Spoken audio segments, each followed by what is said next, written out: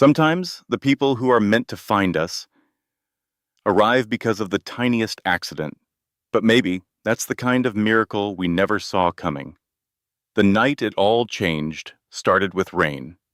Not the soft, romantic kind, but the heavy, city-soaking kind that makes headlights blur and tempers fray. Ethan Calder stood in a high-rise boardroom, surrounded by people in suits and plans in motion. His voice was steady. His mind wasn't. He had just another hour left before sealing a deal that had eaten half his year when his phone buzzed. It was the sitter. He stepped outside, heart already tightening. "I'm so sorry, Mr. Calder," Simone's voice cracked through the phone. "My car broke down. I can't get to Ava tonight." A pause, then a breath. "My daughter has a fever," he said, quieter than he meant to. "I still have to finish here. I called your assistant," she said. "She found someone." He didn't answer, just hung up. The deal no longer mattered, not like it did 10 minutes ago. By the time he walked into his apartment, the city lights flickering behind the glass, Ava was wrapped in her blanket, flushed cheeks peeking out, her tiny hand still gripping the same owl she'd slept with since she was 2. "Daddy," she whispered, barely awake. "I'm here, sweetheart," he whispered back. And then came the doorbell. He expected someone in a uniform, efficient, trained, distant. But standing there, soaking wet and holding a canvas bag like she'd run straight from a coffee shop, was someone else entirely. "Hi, I'm Nora. I think I might have gotten a message by mistake." Her hair was falling loose from a messy bun, and her sweater smelled faintly of cinnamon and rain. She didn't look like she was supposed to be there, and yet something about her felt oddly safe. "You're not Camilla's sister?" Nora blinked. "No, I'm sorry. I used to babysit for a family nearby." I thought never mind. He should have sent her away. But Ava coughed then, that soft, helpless sound, and everything inside him cracked. "Even if it's a mistake," he said, voice rough. "Can you stay for the night?" She didn't hesitate long. "Yes." And just like that, she stepped inside. She didn't ask questions. She didn't try too hard. She simply knelt beside Ava like she'd always belonged there. Checked her temperature, offered her water, whispered stories in a voice that knew how to soothe, not just speak. By the time he returned with fever meds, Ava was asleep, curled into Nora's side, breathing easier.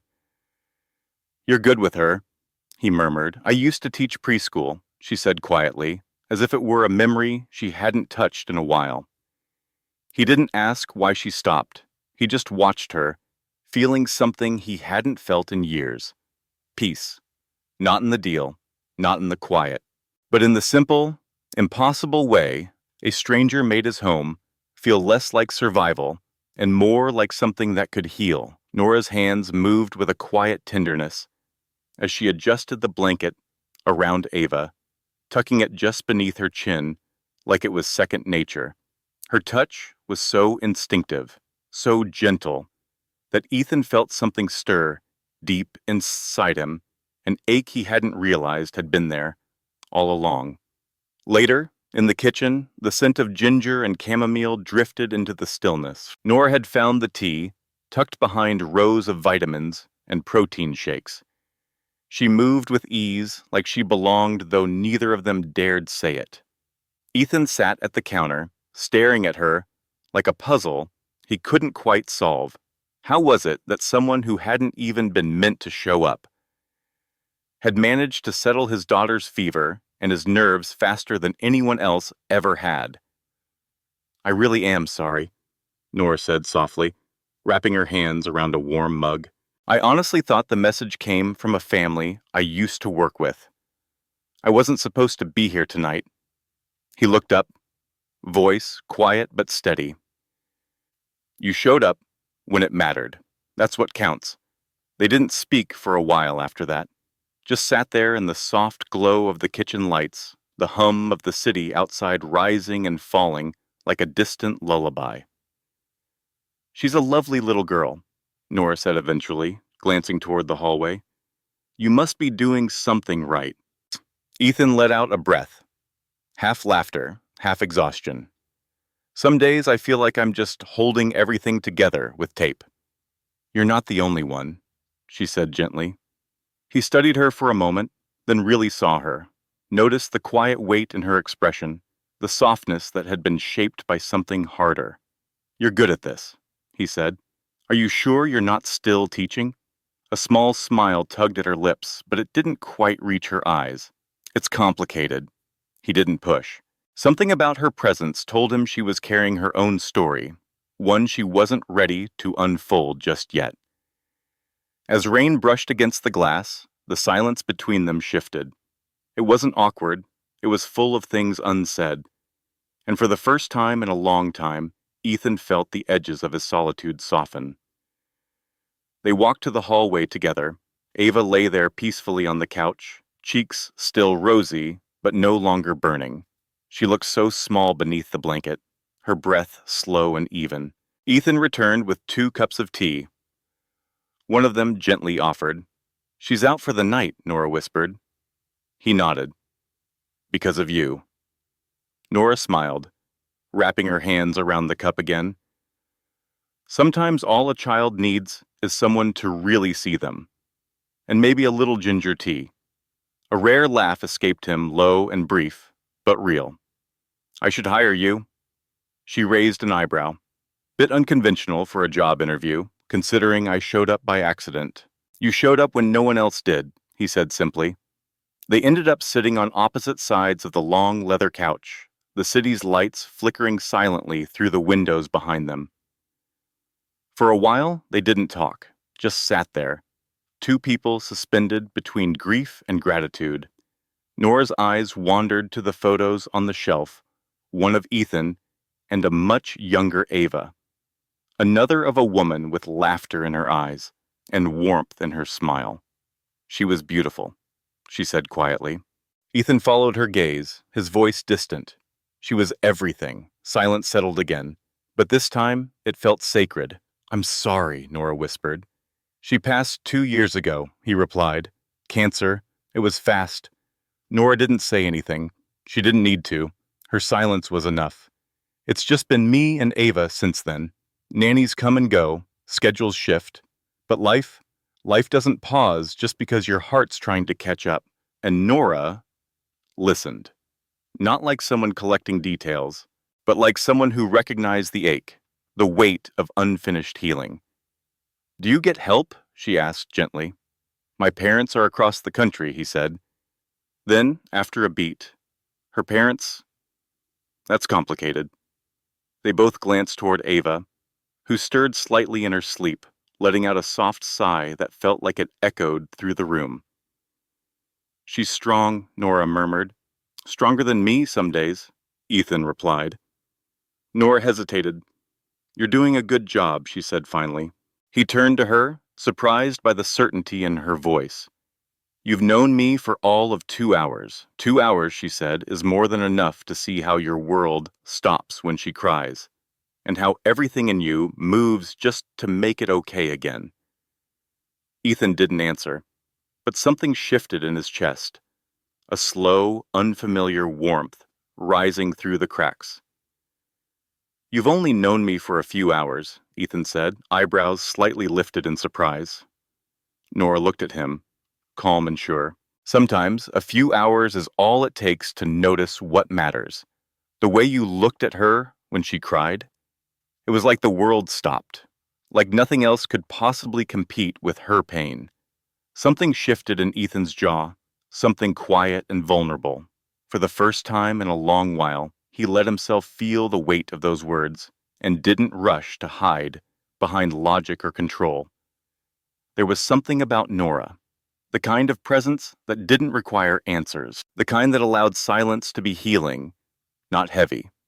He took a breath. Someone like you, why aren't you in a classroom? You seem born for it. Nora's hand stilled on her tea mug. Her fingers curled slightly. I had a student, she began, voice soft and deliberate. There was an accident. He got hurt. She stared into the steam rising from her cup like it held the memory. No one blamed me, but I did. I couldn't let it go. Ethan didn't interrupt. He just let her speak. I stepped back, then kept stepping back, and eventually I just stopped going back altogether. A long pause. I think, she said, barely above a whisper, I forgot how to be around children without feeling afraid. Ethan tilted his head gently. You didn't seem afraid tonight. A faint smile touched her lips. Ava made it easy. The quiet that followed wasn't empty. It was safe. Like two people, once strangers, now recognizing something in each other they didn't know they'd been missing. Eventually, Ethan stood. There's a guest room down the hall, he said. Ava sleeps better when someone's close by. And I trust you. Nora looked at him, blinking slowly. Are you sure? He nodded. I haven't been sure about much lately, but this feels right. She followed him quietly, pausing once more at the couch where Ava still slept, her small chest rising and falling in soft rhythm. Thank you, Ethan said quietly. For tonight. Nora smiled. Thank you for letting me stay. The door clicked gently behind her, but Ethan didn't move right away. He stood there for a long moment, staring at the space she'd filled not with noise, not with questions, but with something he hadn't felt in a very long time. Lightness. Somewhere down that hallway, a stranger had walked in by accident, and yet it already felt like she'd taken a piece of the weight with her. The next morning arrived slow and golden. Sunlight filtered through the curtains in soft strips, falling across the quiet apartment. Ethan was already dressed, pacing the kitchen in a crisp suit, phone pressed to his ear while he absent-mindedly poured cereal into a bowl. Ava sat at the counter in her pajamas, feet swinging back and forth, tapping against the stool. She was playing with her spoon, eyes still a little sleepy, but far less feverish. And then, in the doorway, Nora. She stood there in simple jeans and a soft gray sweater, her hair loosely tied back, her presence warm without saying a word. Good morning, she said, her voice a gentle hush. Ava's entire face lit up. Miss Nora! Ethan turned, caught off guard by the burst of joy from his usually quiet little girl. Well, he smiled, I guess someone's glad to see you. Nora walked over, kneeling beside Ava. How's the fever? She asked. It's gone, Ava said proudly. I feel like pancakes. Ethan raised an eyebrow. You barely ate toast last night. I changed my mind. Nora chuckled. Mind if I make her some? I'm a bit of a pancake wizard. Ethan hesitated, then stepped aside. Be my guest. Within minutes, the kitchen was filled with the scent of vanilla and cinnamon. Nora moved with the easy confidence of someone who had done this 100 times before. Flipping pancakes with flair, adding blueberries shaped like stars. I didn't even know we had blueberries, Ethan muttered. They were hiding, Nora replied, tossing him a playful glance. Behind your army of protein bars. He couldn't help but smile as he watched Ava devour the breakfast, giggling between bites. He hadn't seen his daughter this alive in weeks, not even with family, and certainly not with anyone he'd hired. After the dishes were cleared, Nora leaned gently against the counter. If you need help again today, I'm free. You don't have other plans? She shrugged. Not anymore. Ethan paused. He knew this wasn't a job offer she was accepting. It wasn't transactional. It felt different, real, personal. She was choosing them. I'd appreciate that, he said quietly. And just like that, one day turned into 3. Then a week. Nora didn't just help. She became part of their rhythm.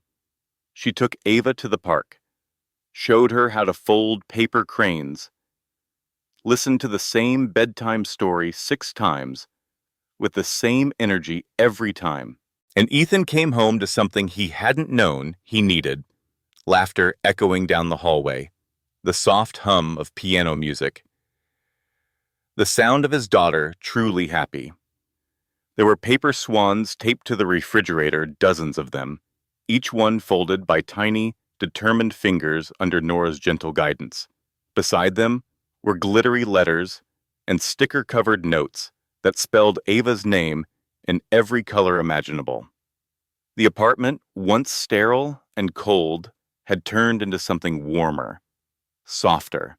Every night, Ethan came home to the sound of his daughter's laughter, real, unguarded laughter, the kind that fills the corners of a space and makes it feel like home.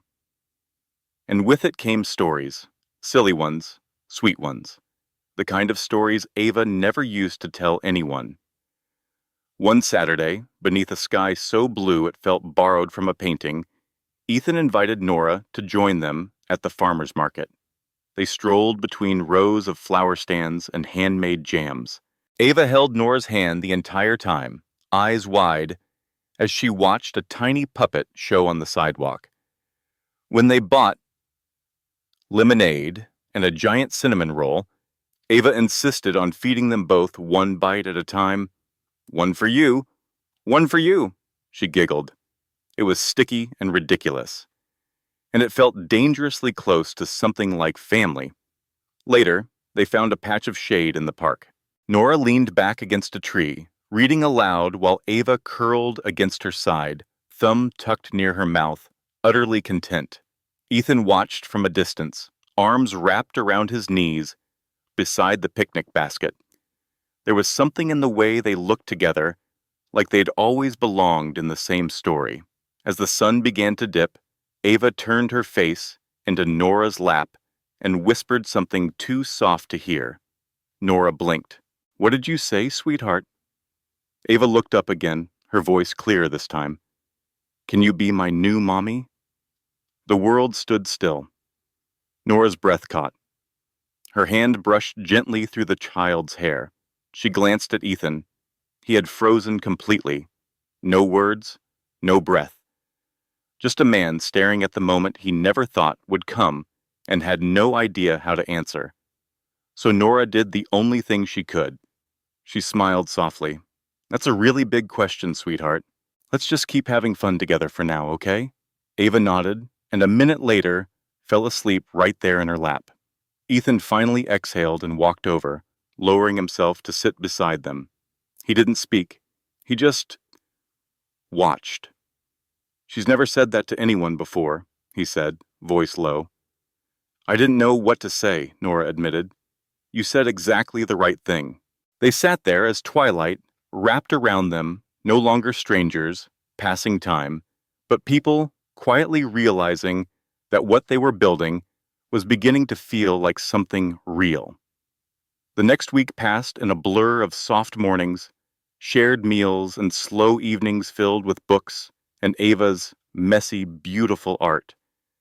To the outside world, they might have looked like a picture of happiness, but inside, something had begun to shift. Ethan was still kind, still present, but quieter now, thoughtful, a little more distant. He smiled when Ava ran to Nora with a new drawing. He laughed when she insisted Nora sit beside her for bedtime stories, but something in his gaze had drifted, like he was watching it all from slightly behind a wall. One evening, after a long afternoon at the aquarium, Ava fell asleep early. Ethan found Nora in the living room, sorting colored pencils by shade as a soft playlist played in the background. He cleared his throat gently. "Dinner's almost ready. You're welcome to stay, if you'd like." She looked up and smiled.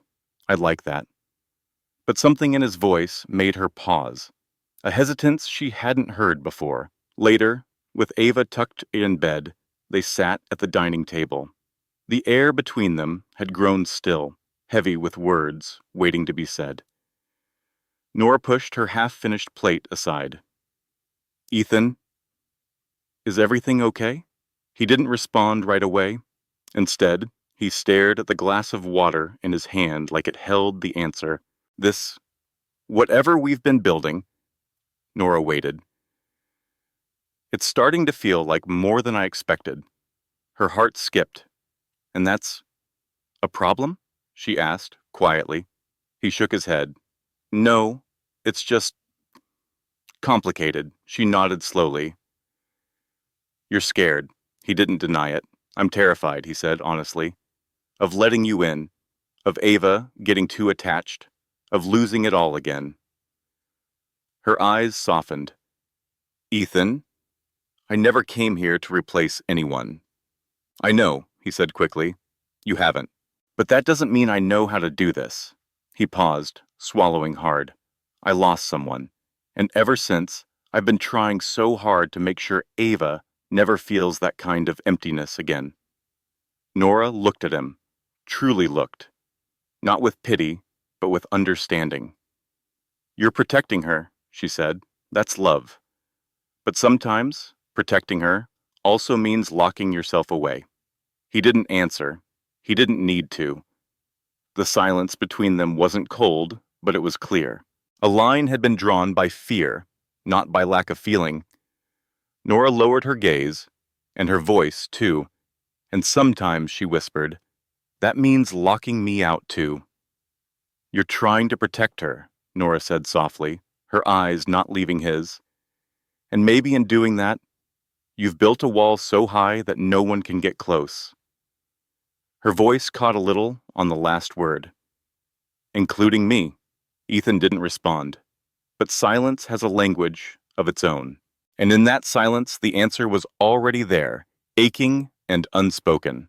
Nora stood, slowly, and reached for her bag. Her movements were quiet, careful, as if even the air had turned fragile. I think I should go.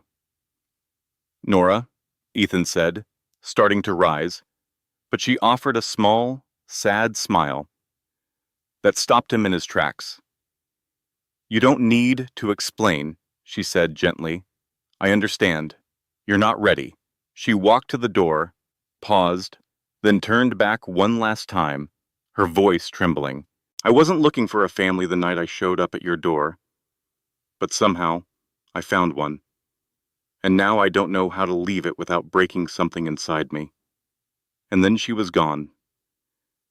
The door clicked shut behind her, but its echo seemed to stretch across the apartment like a cold wind. The space she had filled so effortlessly, so quietly, now felt unbearably hollow. The next morning, Ava padded into the hallway, her bunny in one hand, rubbing her sleepy eyes. She stopped. Nora's shoes were gone. She wandered into the playroom and found a small, folded note on the table. Her tiny fingers opened it slowly. You are brave and kind, and I will always care about you. Love. Miss Nora. Ava held it to her chest. Then she cried the kind of soft, aching cry children don't fake, the kind that makes grown men feel powerless. Ethan rushed in and dropped to his knees beside her. Did Miss Nora leave because I was bad? She asked through tears. He wrapped his arms around her, pulling her close. No, sweetheart, he whispered. She left because of me. And in that moment, Ethan felt something sharp and painfully clear. He had spent so long keeping love out that when it finally arrived, quiet, patient, real, he had let it slip through his fingers. The days that followed were quiet. Too quiet.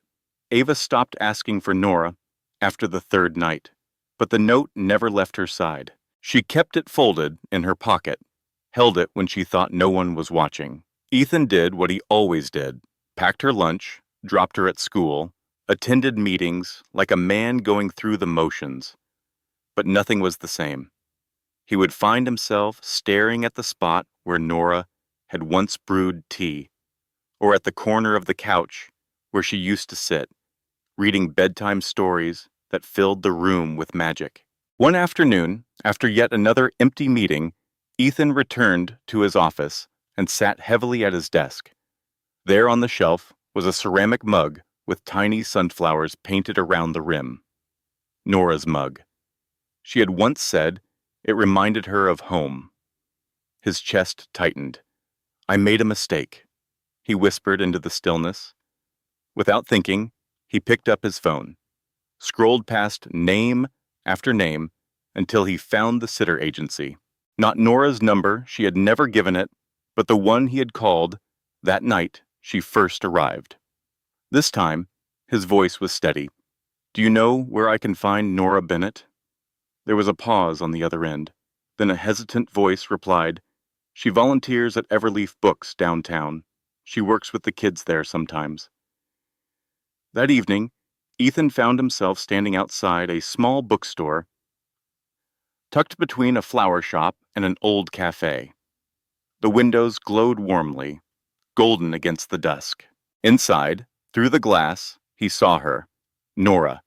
She was sitting cross-legged and on a colorful rug, surrounded by children who listened with wide eyes as she read from a bright storybook. Her hands moved with life. Her voice rose and fell like music, and every now and then she laughed a full, genuine laugh that shook something loose in him. She looked alive. More herself than she had been in the quiet tension of his home.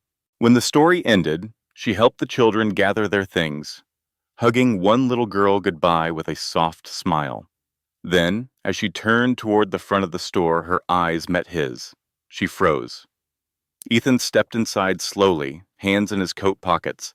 He looked different, softer, maybe, or just more real. "Hi," he said quietly. "Hi," Nora replied, her voice cautious, but not cold. "I didn't come here to ask you to come back," he said. "I just needed to say thank you." She tilted her head slightly. "For what? For giving me something I didn't even know I needed." "I wasn't ready," Ethan said, his voice quiet as falling rain. "But when you left, I realized, if I keep living in fear, I might never be." Nora lowered her gaze, arms folded across her chest. There was no anger in her eyes, just sadness, and a softness that had not yet been dimmed. "Fear is real," she said gently, "but so is love." Ethan stepped closer, slowly, like the moment itself might break if he moved too fast. From his pocket, he pulled out something small, carefully held.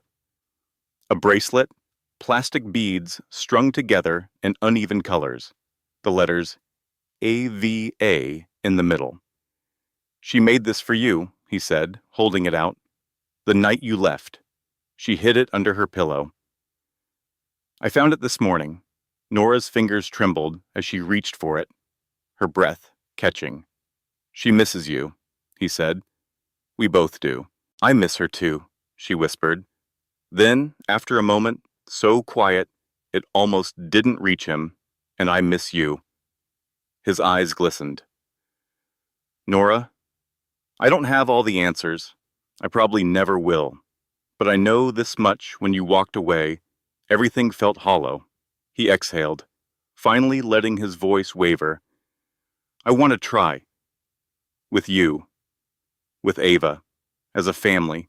No walls this time. No hiding." She looked up, and in her eyes was the flicker of something tender and brave. "I can't promise I won't be scared," she said honestly. "I don't want perfect," Ethan replied. "I just want real." A soft smile spread across her face, and then, with a kind of quiet courage, she stepped into his arms. He held her close, the bracelet pressed gently between their palms.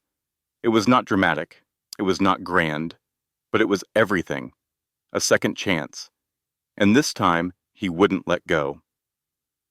Nora didn't move back in, not right away, but she began returning softly, gradually, like a song you hadn't realized you'd been humming all along. She showed up in the early mornings before school, helped Ava pick out her socks, which never matched, on purpose, and tucked little hand-written notes into her lunchbox. Notes that said things like, "Be brave today. Remember, sunshine starts with you." Ava adored them. Ethan did too, though he never said it out loud. Their rhythm returned, not hurried, not forced, but familiar, comfortable. Pancake Saturdays came back, this time with flour on noses and giggles that bounced off the kitchen walls. Movie nights resumed, with Nora on one side of the couch, Ethan on the other, and Ava nestled in between, their hands brushing as they passed the popcorn. The apartment, once echoing with silence, now felt lived in again. It smelled like cinnamon, crayons, and home. One night, after Ava fell asleep mid-sentence during her bedtime story, Ethan walked into the living room to find Nora flipping through a pile of Ava's drawings. "She made these today," she said, holding one up with a quiet laugh. "Apparently, I'm a superhero babysitter teacher lady." Ethan sat beside her, looking at the drawing. A bright pink cape, 3 stick figures. One with wild curly hair was obviously Ava. One in a blue tie, him. And the other, in the cape, holding both their hands, was her. "She's not wrong," he said, voice low. Nora stared at the picture for a while, then gently placed it on the table. "I've been thinking about going back to teaching." He turned to her, surprised. "You're ready?" "I'm scared," she admitted. "But, yeah, I think I am." Ethan reached out and took her hand, his thumb tracing gentle circles over her knuckles. "I think the classroom's been missing you," he said softly, "almost as much as we have." She smiled then, a real smile, one that reached her eyes and stayed there. "The day you showed up at the bookstore," she whispered, "I remembered who I used to be, or maybe who I still am." "You're so much more," he said, and they sat there together close, steady, and quiet. But it wasn't an empty silence. It was full of everything they were becoming. "She was kind," Ethan said, his voice carrying the weight of memory, "and brilliant. She made this place feel like a home." The cool spring air curled between them as they stood among the trees, sunlight filtering softly through the leaves. They were alone in the quiet of the cemetery, just the two of them and a simple headstone bearing her name. "When I lost her," he continued, "it was like the ground tilted, like the world forgot how to stay steady." He paused, breath hitching slightly. "For a long time, I thought moving forward would mean letting go. That loving someone new would erase her." Nora reached for his hand. Her touch was light, steady. "But hearts aren't graves," she said softly. "They don't have to bury one love to make room for another. They can grow, they can remember, and still open up to something new. I'll never try to replace her," she added. "I don't want you to," Ethan replied. "I just want you to be you." Together they knelt and placed a single sunflower beside the stone Nora's idea. It stood out brightly against the marble, like a quiet promise. "She would have liked you," Ethan murmured. "I hope so," Nora whispered. On the walk back to the car, their fingers found each other's, not with urgency, but with quiet certainty. No grand declarations, just two people choosing to begin again, not from nothing, but from the pieces they had slowly, gently mended together. And in that choice, love didn't feel like something new, it simply felt like coming home. Spring settled into the city, like a lullaby, soft mornings, golden afternoons, and something that felt very close to peace. Nora had accepted a part-time position at a preschool just a few blocks from Ethan's apartment. Every morning, she walked Ava to school with her, their laughter echoing down sleepy streets. Sometimes, Ethan would meet them on the way back, coffee in hand, pretending it was all casual. But the way his eyes lingered on Nora told a different story. One Thursday afternoon, Ava burst through the door, cheeks flushed with joy, a certificate clutched tightly in her little hands. "Look," she beamed, "I was Student of the Month." Ethan scooped her into the air, spinning her gently. "That's amazing, sweetheart," Nora clapped proudly. "You've been so kind to your friends, such a good listener. Of course they picked you." Ava's eyes sparkled. "We're having a ceremony. Will you both come?" "Wouldn't miss it for the world," Ethan said. The day of the ceremony. Ava stood on stage, small but confident, surrounded by classmates and blinking under the bright lights. When her eyes found Ethan and Nora, seated together in the front row, her grin stretched so wide it made her cheeks puff up. After the applause, she ran straight into their arms. "I'm so glad you're both here," she whispered. Later that night, after cupcakes and a wild living room dance party, Ethan tucked her into bed. She clutched her bunny close, her voice soft. "I hope Miss Nora stays forever." He kissed her forehead, the weight of her words pressing against his chest. "Me too, baby girl." Back in the living room, Nora was folding laundry, humming quietly to herself like she'd always been there.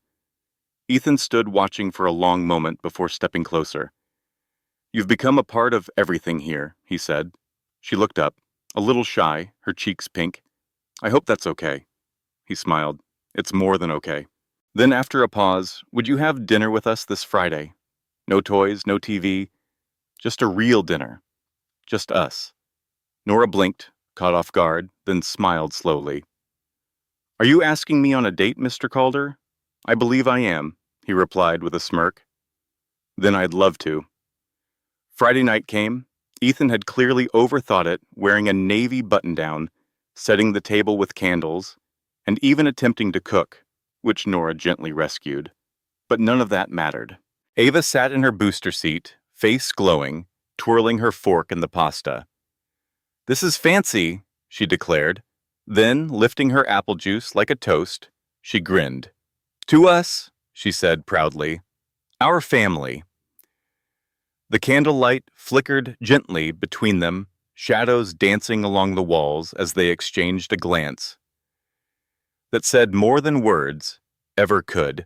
Ava had gone to bed hours ago, her laughter still echoing faintly in the warmth of the apartment. Nora stepped out onto the balcony, drawn by the soft breeze and the glow of the city stretching endlessly below. "She's happy," she said, her voice barely above a whisper. "She's happy because of you," Ethan replied, stepping up beside her. Nora shook her head slowly. "Because of us." Ethan turned to her then, eyes reflecting more than just the city lights. "You've changed everything," he said. "You brought color back into this life, into our life." Then, with a quiet breath, he reached into his pocket and pulled out a small velvet box. Nora froze. "I'm not asking for forever tonight," Ethan said quickly, opening it to reveal a delicate gold ring with a single, simple diamond. "I'm just asking you to say yes to now, to pancakes, to socks that never match, to books left open on the floor, to all of it with me." Nora's eyes filled, 1,000 unspoken memories flooding her chest. "Yes," she whispered, her voice breaking into a smile. 1,000 times, yes. From the hallway came a sleepy voice. "Did someone say pancakes?" They both laughed quiet, full-bodied laughter that reached all the way to the spaces they'd once believed were beyond healing.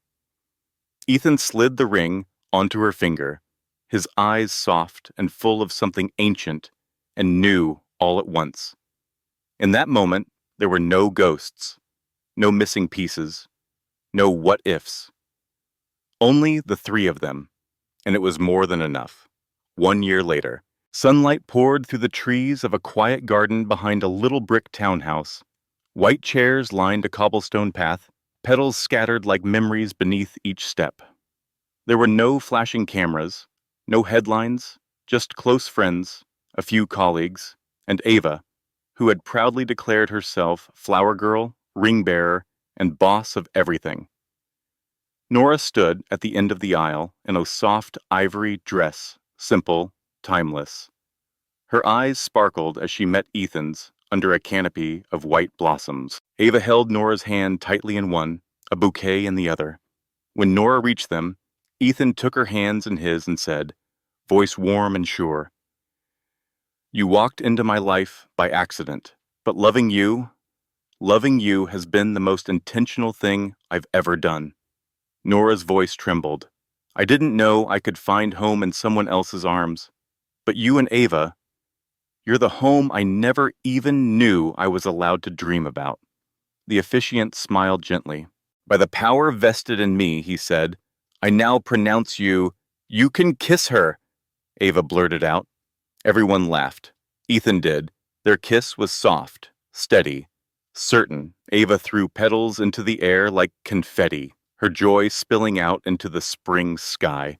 The reception was as honest as the love that built it: folding chairs, fairy lights, mason jars filled with lemonade, a chocolate cake decorated unevenly by Ava herself. No ballroom, no spotlight, just them, just love. 1 year later, again. The corner shop at Willow and Ninth had a new hand-painted sign: the Sunflower Library, children's books, and community classes. Inside, Nora sat behind a round table, guiding a group of kids through a messy, magical craft session. Crayons rolled across the table. Storybooks lined every wall. In the back room, Ethan sat on the rug, reading The Very Hungry Caterpillar to a circle of toddlers. At his feet sat a little boy with dark curls and bright, curious eyes, Theo, not quite 2, with Nora's nose and Ethan's wonder. Nearby, Ava, now a confident 6-year-old, read aloud to her little brother, pausing only to declare, You're going to be a big reader like me. One breezy Saturday, a sleek black car pulled up in front of the shop. From it stepped Charles and Margaret Calder, Ethan's parents. Time had softened them. Distance had humbled them. Inside, Ava ran to the door. Grandma, Grandpa, want to meet Theo again. They entered cautiously, but with smiles. Nora carefully handed Theo to Ethan's father, who held the boy like a question he hadn't yet answered. But Theo giggled, tugging at the man's tie, and something cracked open in the older man's face. You've built something good here, he said quietly. Ethan nodded, his voice low and full of truth. I had help. Something shifted in the old man's face as he looked down at the small child in his arms. Theo, wide-eyed and giggling, tugged at his grandfather's tie like it was the most natural thing in the world. Ethan's father glanced up, and for the first time in years, his voice softened. You've built something good here. Ethan nodded, a quiet smile at the corners of his lips. I didn't do it alone. That evening, as the sun melted behind the brownstone rooftops, Ethan sat on the back steps of the little bookstore. Nora leaned gently against his shoulder, Theo asleep in her arms, his small hand curled against her chest. Do you remember the night we met? She asked softly. You mean when I accidentally called the wrong babysitter? He teased. She nudged him, grinning. That was chaos, the best kind, he murmured. They fell into silence, watching fireflies blink in the dusky garden. There was no rush, no need to speak. Just the sound of crickets, the rhythm of breathing, and the knowing that they were exactly where they were meant to be. I used to think family had to look a certain way, Nora said. But now I know. It's just love. That's all it's ever been. Ethan kissed the top of her head. And this, he whispered, this is the kind I never thought I deserved. Theo stirred, and Nora hummed gently, settling him again with the quiet grace of someone who'd learned to love in the in-between. Inside the shop, Ava stood proudly at the bookshelf she had labeled herself. Staff Picks by Ava Calder. One of the titles was hand-picked, its spine slightly worn, How Families Are Made. Below it, a simple sentence in Ava's careful handwriting, not by blood, but by showing up, by staying, by loving even when it's hard. And above it all, painted across the wall in bright, hopeful letters, you belong here. The Calder family, messy, loud, imperfect, had found everything they never knew they needed: each other. Thank you for walking with them. Through quiet beginnings, unexpected turns, and love that unfolded not all at once, but piece by piece.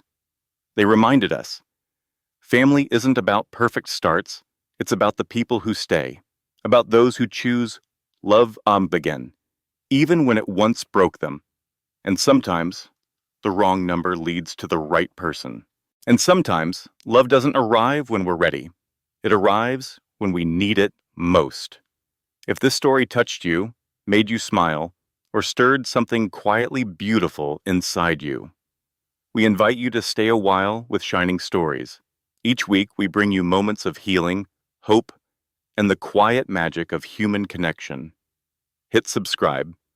Let us keep telling stories that meet you where you are and remind you that you're never alone. Thank you truly for being here, for giving your time, your heart, and your presence to this story. At Shining Stories, we believe that sometimes all it takes is one story to remind us that love, healing, and human connection still exist in the quietest of places. Your support means the world to us. Whether you've been with us since the beginning or just joined today, you are now a part of this space, a space built on empathy, hope, and the belief that stories can gently change us. We're grateful for every like, every share, every quiet moment you've spent listening.